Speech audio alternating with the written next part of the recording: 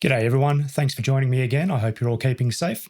In this introduction to EQ video, I'm going to show you 3 common ways to approach EQ when mixing a track, and I'll also highlight my personal favourite way that I use 95% of the time. So let's get into it.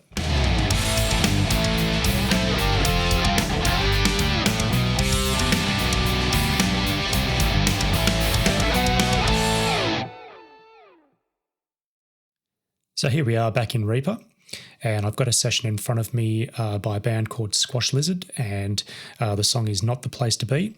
This is the same song that I used in my static mix video. So if you haven't checked that out, I highly recommend you do that as well, and I'll leave a link in the top there, possibly in the description as well. So the point of this video is to show you my personal favourite way to EQ certain elements. And I'll also show you just very quickly before we get into that, 2 of the most common ways that I guess that we sort of are taught to approach EQ when we're learning. And you know, this is a beginner video. This is sort of us learning about EQ. So let's get straight into it. Basically, I've got a kick drum here, soloed up, ready to go, and I've got an instance of Pro Q3. Now you can use any parametric equalizer. The ones that come with your DAW will be absolutely fine. So if we go ahead and just hit play on this, okay, we can certainly hear the kick drum there. That's raw as it was recorded. And what we're going to do is try to make that sound as good as possible. Now, one of the things I know that I was certainly taught when I was first starting out in this is to kind of select a point, raise it up, make it a fairly narrow band, and kind of sweep around until you find something that you don't really like, and then what you do is cut it out. So let's test that.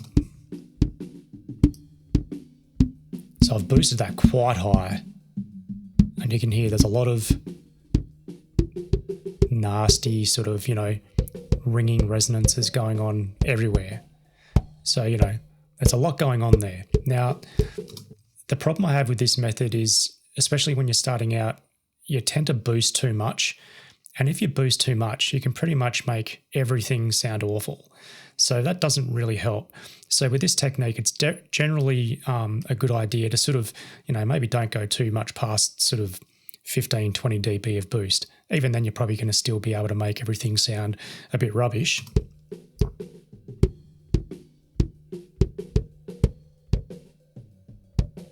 All that's sounding honky and whatnot. And then the idea is that you would just pull that frequency out, to your heart's content. And that's going to sort of clear out that stuff that didn't sound very good. So if we bypass this band and re-engage. Okay, so look, that certainly works. The other method, if I just get rid of that band, this will only be appropriate for certain EQs that have this feature, but some parametric EQs, and this is one of them, have a solo feature per band. So if I create a band, I've got this little set of headphones here. This is how it works in Pro Q3 at least. If I select that, what it's doing is soloing the center frequency with its bandwidth or its Q factor. So if I make it narrower or wider, it basically just solos that out. So if I hit play again, and then all we're hearing is just that center frequency plus its surrounding frequencies. That is determined by the bandwidth.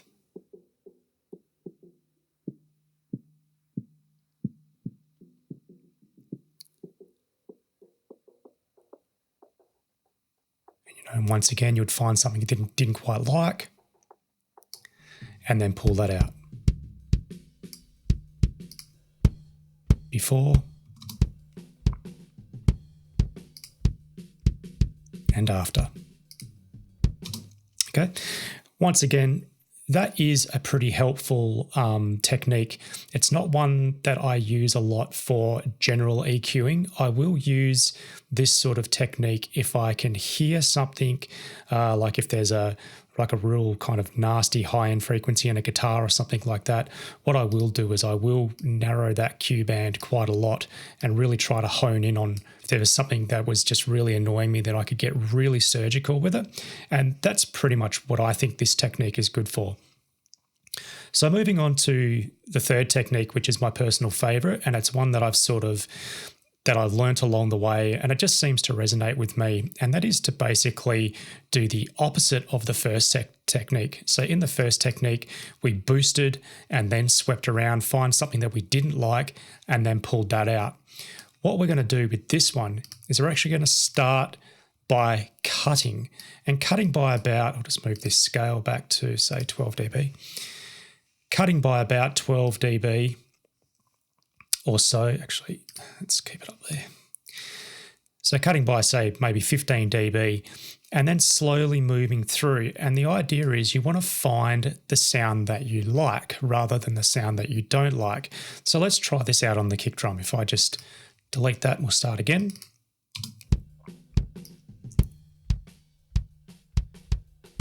So if I start up here, I don't really like that because it sounds a bit cardboardy. And as I move up, now it's starting to get really meaty, which is what I want for this kick drum. And if I keep going, now it's starting to get a little bit honky again. So I don't really like that. So sort of around here somewhere seems to be good for me. So if I bypass that band, so that's got a lot of meat to it. Now, inadvertently, the other thing that seems to happen that I've noticed is that when you click on a band and you pull it out, and if you just make it a little bit narrower, what I also do is I listen for things that make it sound really bad. Similar to that first technique.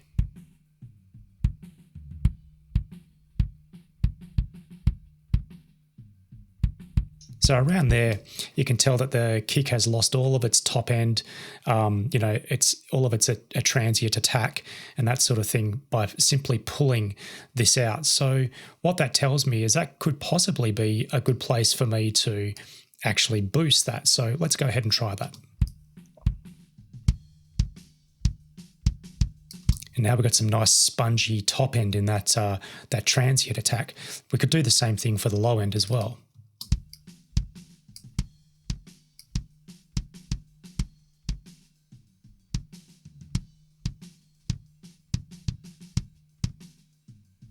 So right around there seems like it's worse as far as the bass content is concerned.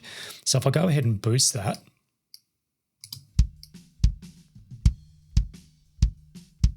now we don't want to go too much. Remember, we've got a pretty big scale here, so each line is 10 dB plus or minus.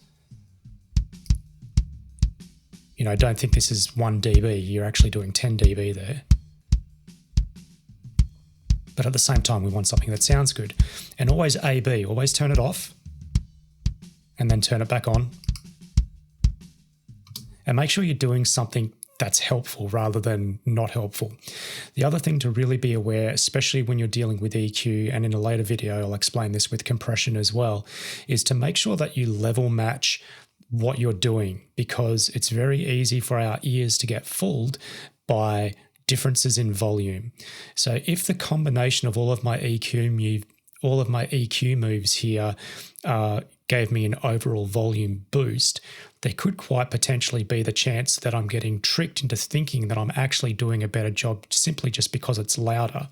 So most EQs will have some sort of output control where you can, adjust, either bring the volume down or bring the volume up. And what I'm going to do is just bypass the whole EQ, play a bit of that kick track.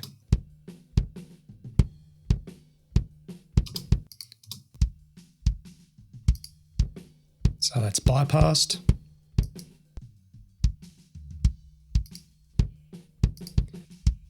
So just keep your eye on this meter down here between me bypassing and not bypassing, it should roughly sit around the same level. That's bypassed. So it's actually a little bit quieter because I've turned it down a bit. So I've just turned that up a little bit. Okay, that's pretty good. Okay, and so that's basically a quick example on a kick drum. We could go ahead and do something, say a guitar. And I'll just solo up to guitar track. So using the exact same principles, I won't really talk too much, but I'll just give a quick demo of, how I would approach this guitar.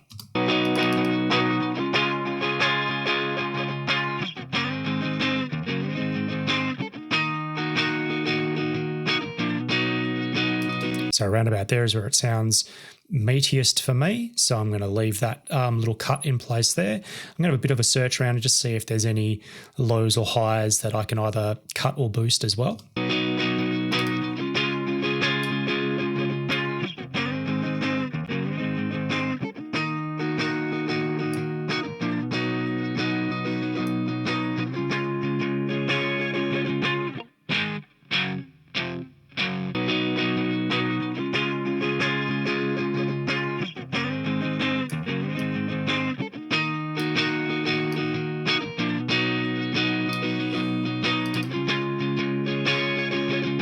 And all I'm doing here with guitars is, or with this guitar in particular, is there is some high frequency content that I just want to gently roll off, and I'll do the same with the low frequencies as well.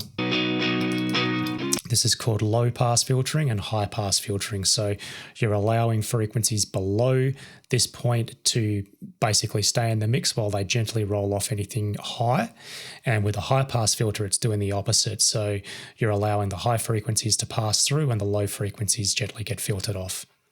So with guitars, I guess the standard is to sort of start around, I don't know, about 100 hertz, but I can solo this and just see what I'm getting rid of. So about there is fine.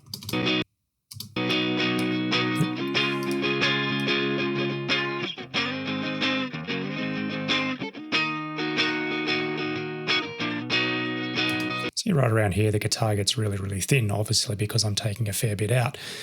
But it also kind of makes the sound as a whole really, really bad. So I'm going to try actually just boosting that a little bit to see if it gives the guitar a bit of thickness.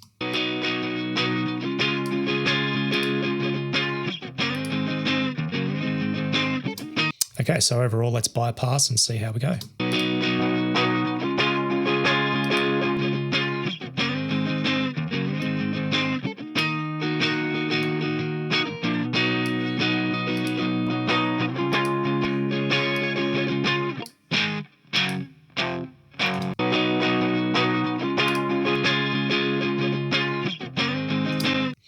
Okay, so there we go. I just made a few little tweaks there where I pulled that low bump just down a little bit. I put a little bit of the mid-range back in because I think I scooped it a bit too much. Overall, it's sounding pretty okay.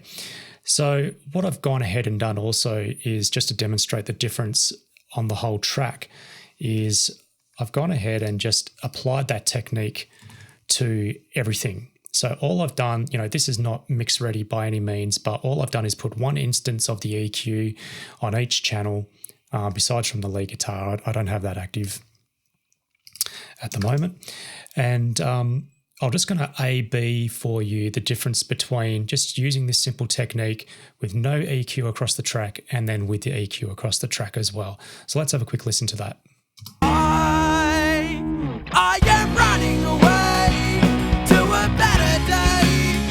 It'll be okay because I'm fighting my brain and my senses and everything that's keeping me on the fence of whether or not I want to be left alone. I am running away to a better day. It'll be. So hopefully you can hear that with all of the EQs activated, everything just seems to get a little bit clearer. So there's a lot more punch in the low end. The vocals cut through a lot more. everything sort of has its own little place and it's all sitting quite nicely. And that's at the end of the day, what we're going for. Now, like I said, this isn't mix ready. This is just a simple demonstration of some basic EQ moves. So hopefully this is something that, you found interesting and that is useful for you. So there you have it. I hope you found that information useful, and hopefully you can use those techniques when you're approaching EQ in mixing your tracks. As always, if you find the content on this channel interesting and informative, please consider subscribing and hitting the notification bell. That would really mean a lot to me. So until next time, I'll see you later.